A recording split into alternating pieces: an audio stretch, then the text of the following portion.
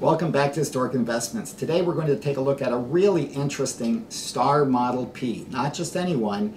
This is a super early gun, serial number 115, with some very interesting characteristics. And come on guys, which one of you wouldn't like to have a full-size 45 marked Destroyer, right? Super cool Destroyer. Anyway, if you like what you see, please hit the like button, subscribe, but for right now, let's take a look at this gun.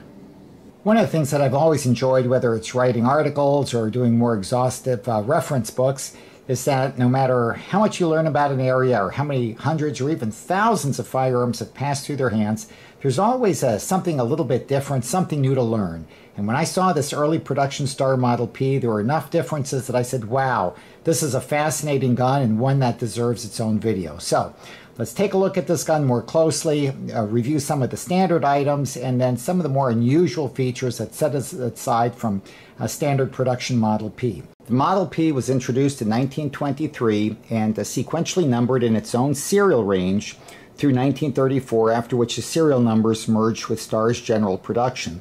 The question, though, is what makes this particular gun so interesting? Well, there are two areas. Number one has to do with its mechanics, and the second has to do with its markings. Let's talk first about the mechanics. Well, as you can all see, the gun was clearly modeled after a John Browning's lock breech 1911. It's very, very similar to the early Colt.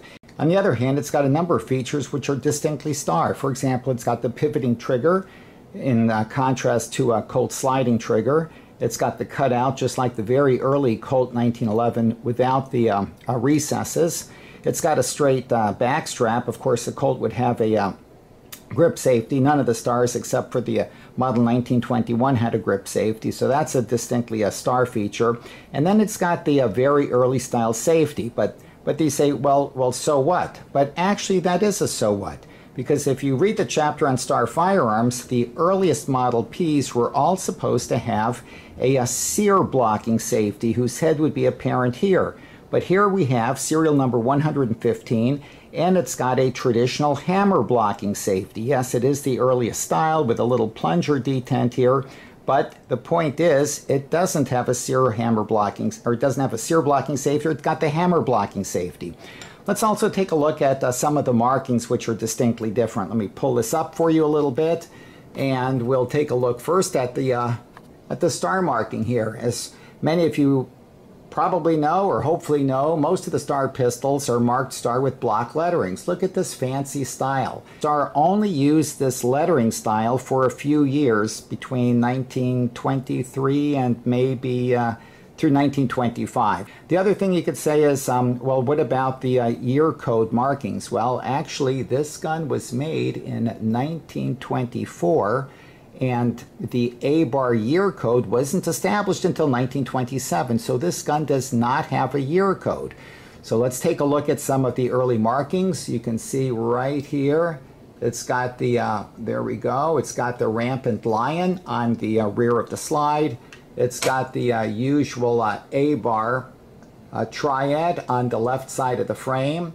There you can't really see too well. It's usually a mounted or just a knight's head over a shield with crossed rifles. That's the logo for the A-bar proof. It also has the rearing lion and the obligate capital letters PV, and it's got the rearing lion here. Let me turn the gun around on the exposed part of the chamber. But there's more to that. If we look on the top, and again, this is before the year code was established, it has the year marked on the top of the slide, just in front of the slide, 1924. Almost a first production gun in this case. Star only made 20 P pistols in 1923, so this one, serial number 115, is pretty close. But at least for me, the most interesting marking was applied to the right side of the slide.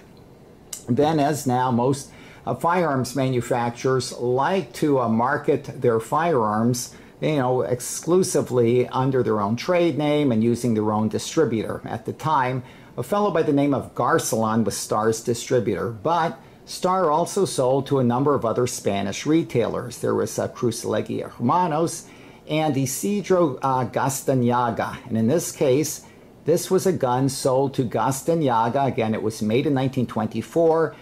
Star's records show it was actually sold to Gaztanaga in 1925, after which Gaztanaga marked it with a pretty large and distinctive retailer marking on the right side of the slide that says Destroyer, trademark, and that encircles a warship with a flag at the rear and a cannon in the front. Pretty cool marking, and something that you usually don't see on a Star pistol. I also thought I'd take a moment to discuss the magazines. I'm often asked, gee, is this the correct magazine for an early Star? Most of the Stars made prior to the Spanish Civil War had nickel-plated and unmarked magazines, and the same was true for this particular gun. For the 45, it's got 6 indicator holes, and another thing that can kind of help you date the magazine is to look at the retainer.